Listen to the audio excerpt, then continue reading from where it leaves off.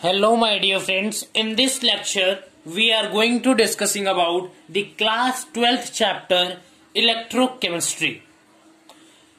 This chapter is very important for board and for also competition point of view.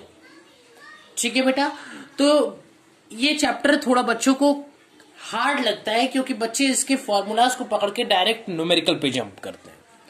लेकिन मैं बता दूं कि इसके जो कॉन्सेप्ट है वो काफी कॉन्सेप्चुअल है, इसलिए इनके कॉन्सेप्ट को समझने के बाद ही बच्चे अगर क्वेश्चंस के ऊपर बढ़े तो काफी अच्छा होगा। क्योंकि अगर आप डायरेक्ट क्वेश्चंस को लेकर के, डायरेक्ट फॉर्मूलाज को लेकर के आप क्वेश्चन पे जंप करते हो तो 2-3 क्वेश्चन शुरुआती के 2-3-4 क्वेश्चन बन जाते हैं, लेकिन बाद में जो कॉन्सेप्चुअल क्वेश्चन होते हैं उसमें बच्चे जाकर के फंस जाते हैं। इसीलिए इसके कॉन्सेप्ट थोड़े लेंथी हैं, लेकिन उसको पूरा मैं समझाने की कोशिश करूंगा। तो चलिए स्टार्ट करते हैं इस चैप्टर को, इलेक्ट्रोकेमिस्ट्री। मैं हर्ष सिंह इस वीडियो में आपका स्वागत करता हूं। जो इलेक्ट्रोकेमिस्ट्री का मतलब क्या है? पहले इलेक्ट्रो का मतलब होता है इलेक्ट्रिक और केमिस्ट्री का मतलब केमिकल वगैरह कुछ रिएक्शंस वगैरह होंगे। तो केमिकल के थ्रू केमिकल एनर्जी को इलेक्ट्रिकल एनर्जी में कन्वर्ट करना, इसी को इलेक्ट्रोकेमिस्ट्री के नाम से बोलते हैं। या करंट, देखिए होता क्या है इलेक्ट्रोकेमिस्ट्री के अंदर, आप केमिकल के द्वारा इलेक्ट्रिक करंट प्रोड्यूस करेंगे और जो प्रोसेस होगा वो स्पॉन्टेनियस प्रोसेस होगा। मतलब ऐसा प्रोसेस होगा जिसके थ्रू इलेक्ट्रिक करंट प्रोड्यूस होने लगेगा और उस इलेक्ट्रिक करंट का यूज करके हम लोग नॉन स्पॉन्टेनियस जो रिएक्शन है उसको अकर कराएंगे। मतलब जो स्पॉन्टेनियस से इलेक्ट्रिक करंट मुझे मिलेगा उसी इलेक्ट्रिक करंट का हम लोग यूज करके नॉन स्पॉन्टेनियस रिएक्शन को अकर कराते हैं। ठीक है बेटा, तो इसका जो कॉन्सेप्ट वो ये कहता है कि इलेक्ट्रिक करंट है वो बनाया जाता है with the help of chemical reaction से, और उसी हम लोग इलेक्ट्रिक का यूज करके, करंट का यूज करके रिएक्शन नॉन स्पॉन्टेनियस रिएक्शन को अकर कराते हैं। तो कहीं ना कहीं ये भी लिख सकते हैं कि इलेक्ट्रिक करंट जो है उसी का यूज करके केमिकल रिएक्शंस को हम लोग कराते हैं। इलेक्ट्रिक करंट का यूज करके केमिकल रिएक्शंस कराते हैं। ठीक है, तो इस चैप्टर में एक जो इसका मैं बेस स्टार्ट करना चाहता हूं एकदम स्टार्टिंग से। तो एक कॉन्सेप्ट को समझिए। मान लेते हैं कोई एक कंटेनर है,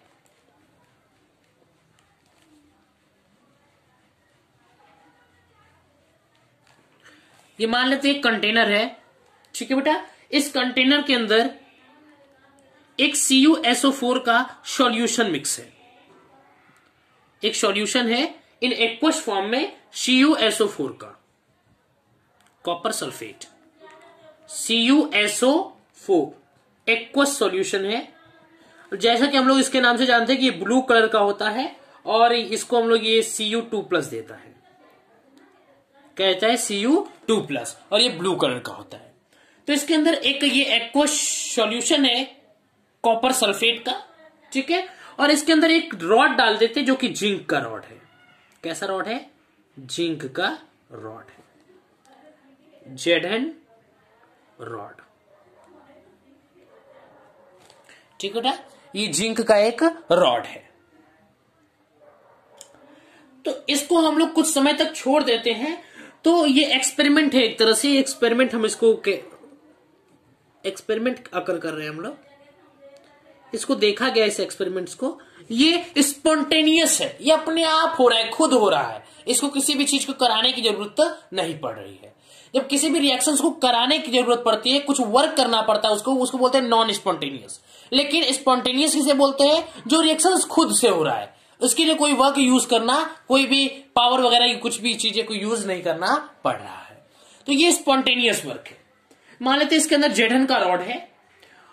तो बहुत कुछ समय बाद हमने क्या देखा कि इसके अंदर मैंने एक थर्मामीटर लगाया।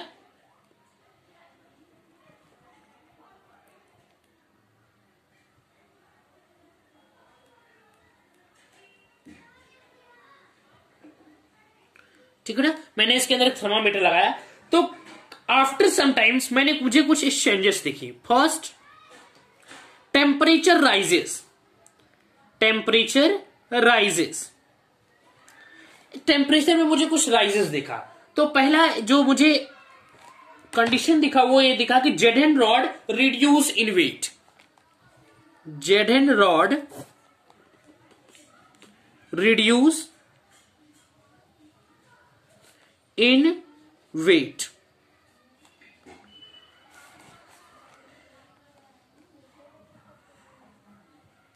ये जो जिंक की रॉड है इसका वेट कम हो गया,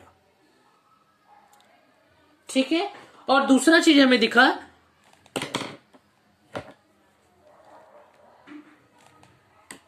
कि जो ब्लू कलर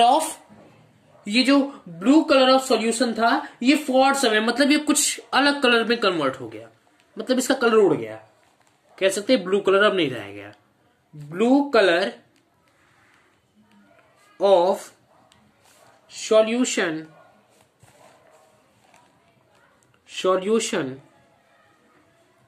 फेड्स अवे, जो कुछ भी आप बोलिए, ठीक है। तीसरी चीजें क्या हुई, रेड पीपीटी, रेड प्रेसिपिटेट, और एक चीज और मिला, टेम्परेचर राइज, जो कि थर्मामीटर बता रहा था, ठीक है बेटा। तो ये सब चीजें हमें देखने की मिली कि ये जो जिंक रॉड है यहां पे कुछ टूट के ऐसे ऐसे, ये इसका ये पार्ट मान लीजिए ऐसे ऐसे, ये गल करके टूट करके यहां पे कलेक्ट हो गया। क्या हो गया, कलेक्ट हो गया। और यही वाटर के, ये blue colour of copper sulphate के सॉल्यूशन के साथ मिक्स होने लगा, और मिक्स होने के बाद इसके कलर को चेंज कर दिया। तो इसका जो ये टूट के इंप्योरिटीज नीचे आ रही है, तो ये क्या हो गया, ये इसका वेट जो है वो कम हो गया, हल्का हो गया, ठीक है बेटा। तो ये जो प्रोसेस है वो स्पॉन्टेनियस रिडॉक्स रिएक्शन से, मतलब क्या है, स्पॉन्टेनियस प्रोसेस है, स्पॉन्टेनियस प्रोसेस। ये जो प्रोसेस है वो स्पॉन्टेनियस है, मतलब ये खुद से हो रहा है, और ये रिडॉक्स रिएक्शन भी है। अभी बताएंगे कि ये रिडॉक्स रिएक्शन कैसे है, स्पॉन्टेनियस रिडॉक्स रिएक्शन है।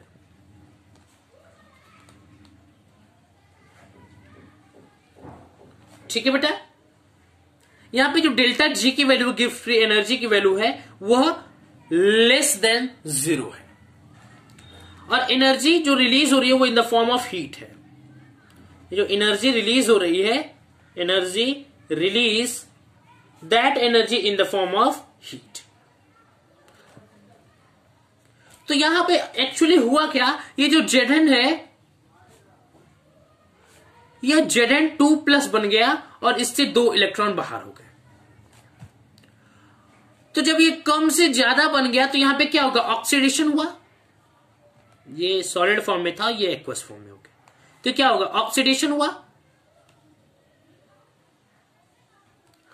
अब क्या हुआ, ये Cu2+ जो था ये इसी 2 इलेक्ट्रॉन को गेन करके Cu बन गया, तो यहां पे तो रिडक्शन हुआ, ये ब्लू कलर का था और ये अब रेड कलर में कन्वर्ट हो गया सॉलिड में, ठीक है। तो ये क्या हो गया, रिडक्शन हो गया। तो हम लोग जानते हैं जिस प्रोसेस में ऑक्सीडेशन और रिडक्शन दोनों अकर होता है वो डायरेक्ट रिडॉक्स रिएक्शन बोल सकते हैं। इसको क्या बोलते हैं हम लोग, डायरेक्ट रिडॉक्स रिएक्शन हुआ।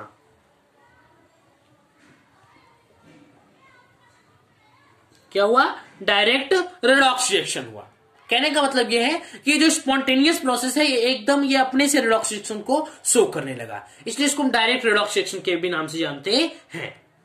तो हुआ क्या, पहले एक बार ये देखिए कि जो Zn का रॉड है, ये जो Zn का रॉड है यह इसके सॉल्यूशन के अंदर Zn2+ कलेक्ट होने लगे, और यहां पे इलेक्ट्रॉन जो है ये इसके ऊपर रॉड के ऊपर आने लगे, मतलब ये इलेक्ट्रॉन जो है वो निकलने लगा, लूज करने लगा, तो यहां पे ऑक्सीडेशन अकर होने लगा।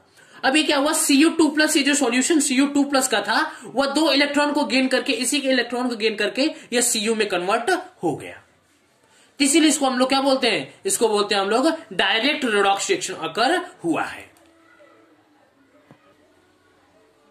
ठीक है बेटा, तो इसको समझाने की मैं कोशिश कर रहा हूं कि Zn का रॉड है, यह Zn Zn2+ में कन्वर्ट हो गया, तो इसके जो इलेक्ट्रॉन्स है ये सॉल्यूशन में आकर के मिक्स होने लगे। अब ये इस सॉल्यूशन में तो Cu2+ है, तो Cu2+ को दिखा रहे, वाह मनचले इलेक्ट्रॉन उसको दिख गया, तो इलेक्ट्रॉन को अपनी तरफ खींच लिया। इलेक्ट्रॉन को अपनी तरफ खींच करके ये Cu2+ 2 इलेक्ट्रॉन को लेकर के Cu में कन्वर्ट हो गया। और जो Cu कॉपर होता है वो रेड कलर का होता है, ये जो सॉल्यूशन हो गया यहाँ पे रेड प्रेसिपिटेट बन गया। क्लियर है? अब देखिए, अब हम एक कॉन्सेप्ट समझाने की कोशिश करेंगे आपको, जिसका नाम है डैनियल सेल। डैनियल सेल, देखिए उस कॉन्सेप्ट को समझिए।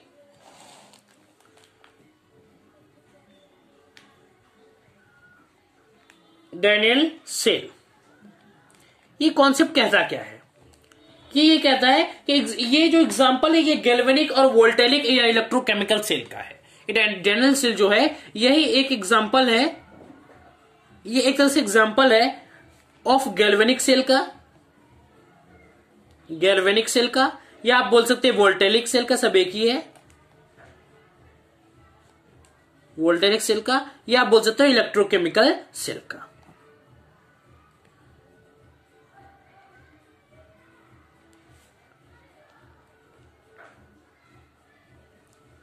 ठीक है बेटा, अब देखिए तो डैनियल सेल था क्या, ये कैसे हुआ। तो इसी डैनियल सेल का एक एग्जांपल दिया हुआ है आपके एनसीईआरटी में, पूरा एक्सपेरिमेंट उसमें डिटेल दिया हुआ है। उसी एक्सपेरिमेंट को हम यहां पे आपके साथ डिस्कस करने की कोशिश करेंगे। वो ये जो इसमें जो इलेक्ट्रोड्स यूज हुए हैं वो Zn और Cu के यूज हुए हैं। क्या क्या? Zn और Cu का, कॉपर का और जिंक का 2 इलेक्ट्रोड यूज हुए हैं। एनसीईआरटी में इन्हीं दोनों एग्जाम्पल को दिया गया है। आपके एग्जाम में कुछ अलग फॉर्म से भी आ सकते हैं, टीन, लेड, इन सब के भी रॉड्स दे सकते हैं वहां पे। तो हम लोग क्या डिस्कस करेंगे, पर्टिकुलर एनसीईआरटी में दिया हुआ है कॉपर और जिंक का, इसलिए हम लोग उसी को डिस्कस करेंगे आपसे। ठीक है बेटा।